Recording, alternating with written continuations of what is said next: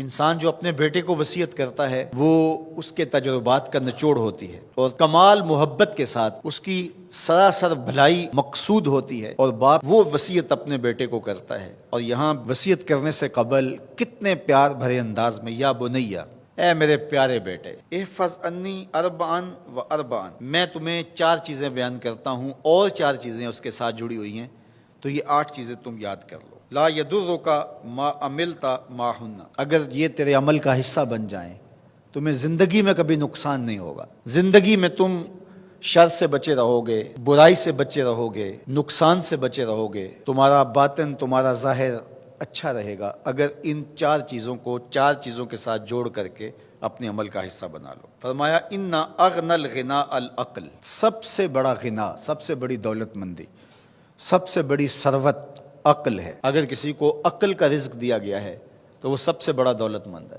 اگر اس کے پاس مال و متاع بہت سارے ہیں لیکن بے وقوف ہے تو وہ دولت مندی نہیں ہے۔ وَأَكْبَرُ الْفَقْرِ الْحُمْقُ، اور سب سے بڑا فقر اور سب سے بڑی محتاجی جہالت ہے۔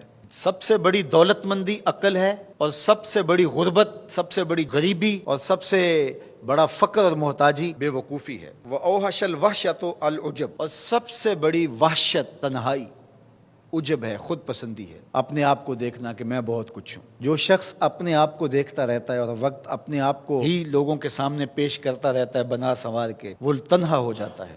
لوگ اس کی ان خوبیوں کا بھی انکار کر دیتے ہیں جو خوبیاں واقعتاً اس کے اندر موجود ہوتی ہیں۔ اگر پاؤ ہے تو اپنے آپ کو سیر نہ بتاؤ، لوگ پاؤ کا بھی انکار کر دیں گے۔ تو جو جس حالت میں ہو وہی حالت لوگوں کے سامنے ہونی چاہیے، بلکہ اس سے اگر کم ہو۔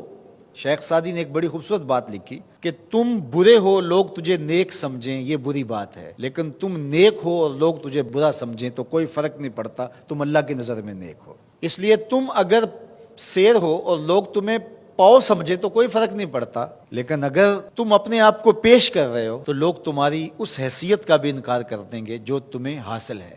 وَأَكْرَمُ الْحَسَبِ حُسْنُ الْخُلُقِ، سب سے اچھا جو حسب و نسب ہے وہ کیا ہے؟ میں فلاں ہوتا ہوں، میں فلاں ہوتا ہوں، میں فلاں کا بیٹا ہوں، فلاں قبیلے سے میرا تعلق ہے، میرا باپ بڑا امیر کبیر تھا۔ اپنا حسب نامہ اس طرح لوگ پیش کرتے ہیں، مجھے جانتے ہو کہ میں فلاں ابن فلاں ہوں۔ سیدنا علی المرتضیٰ فرماتے ہیں بہترین جو حسب ہے جو آپ پیش کرتے ہیں وہ کیا ہے؟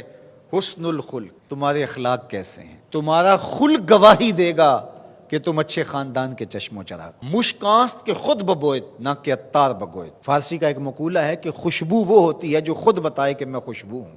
خوشبو بیچنے والا بتاتا پھر ذرا سونگ کے دیکھیے یہ بڑی اچھی خوشبو ہے، ذرا سونگیے، کہا یہ بتانے کی ضرورت نہیں۔ حضرت علی المرتضیٰ فرماتے ہیں تمہارے خلق کی خوشبو سے لوگ سمجھ جائیں گے یہ کون ہے، تمہارے اخلاق اتنے اچھے ہوں کہ لوگ پہچان جائیں تم کون ہے۔ تو بہترین حسب و نسب کیا ہے؟ اپنے بیٹے حضرت امام حسن رضی اللہ تعالیٰ عنہ کو بتا رہے ہیں، مجھے بتائیے امام حسن سے بہتر نسب اور حسب کس کا ہو سکتا ہے؟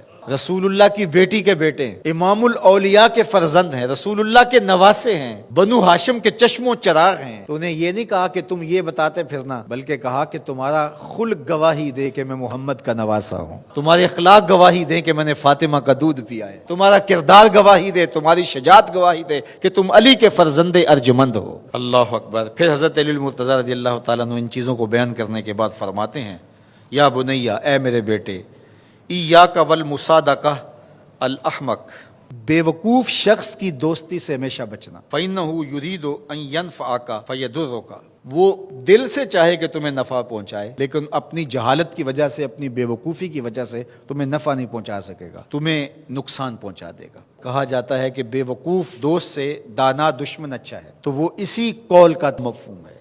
آپ نے اپنے بیٹے حسن کو یہ نصیحت کی، یہ نصیحت پلے باندھنے، اور کبھی بھی جاہل اور بے وقوف سے دوستی نہ رکھیں، اس سے رویہ اچھا رکھیں، سلوک اچھا کریں، اس کے لیے خیر کا ذریعہ بنیں آپ۔ یہ مطلب نہیں کہ بے وقوف کو آپ سلام بھی نہ کریں، لیکن دوستی اعتماد آپ اس پہ نہیں کر سکتے۔ وَإِيَّاكَ وَمُصَادِقَةَ الْبَخِيلِ، اور بخیل سے کبھی بھی دوستی نہ لگانا۔ فَإِنَّهُ يَبْعُدُ عَنْكَ أَحْوَجَ مَا تَكُونُ إِلَيْهِ، اس لیے کہ جب تجھے انتہائی ضرورت کا وقت آئے گا تو وہ تجھ سے دور ہٹ جائے گا، اور تو اس پہ توقع لگائے ہوئے ہوگا کہ میرا دوست ہے اور اوکھے ویلے میرے کام آئے گا، لیکن اوکھے ویلے وہ کام نہیں آئے گا۔ تو بخیل سے دوستی کا رب نہیں رکھنا۔ وَإِيَّاكَ وَمُصَادَقَةَ الْفَاجِرِ، بدکار شخص سے کبھی دوستی نہ رکھ، برے شخص سے کبھی دوستی کا رشتہ نہ جوڑنا۔ فَإِنَّهُ يَبِيعُكَ بِالطَّافَةِ، جو فاسق و فاجر ہے، برا شخص ہے، بدکار ہے، اس سے دوستی نہ رکھنا، اس لیے کہ وہ بہت تھوڑی قیمت میں تجھے بیچ دے گا۔ اور آخری بات، وَإِيَّاكَ وَمُصَادَقَةَ الْكَذَّابِ، جھوٹے آدمیوں سے کبھی دوست نہیں رکھنا۔ فَإِنَّهُ كَالسَّرَابِ يُقَرِّبُ عَلَيْكَ الْبَعِيدَ وَيُبْعِدُ عَلَيْكَ الْقَرِيبَ، وہ بعید کو تجھے قریب دکھائے گا، قریب کو تجھے بعید دکھائے گا۔ جو چیز قریب ہوتی ہے، جو سراب ہوتا ہے تو دور سے پانی دکھائی دیتا ہے، لیکن جب قریب جا کے دیکھتے ہیں تو سراب ہوتا ہے، پانی نہیں ہوتا۔ تو کہا وہ بھی سراب کی طرح ہوتا ہے، کذاب، جھوٹ بولنے والا، جو تجھے وہ نقشہ کھینچے گا جو ہوگا نہیں، تجھے وہ چیزیں بتائے گا جو نفس العمل میں نہیں ہوں گی، اور تو ایک مغالطے میں مارا جائے گا۔ یہ ہے حضرت سیدنا علی المرتضیٰ رضی اللہ تعالی عنہ کے وہ اقوال نور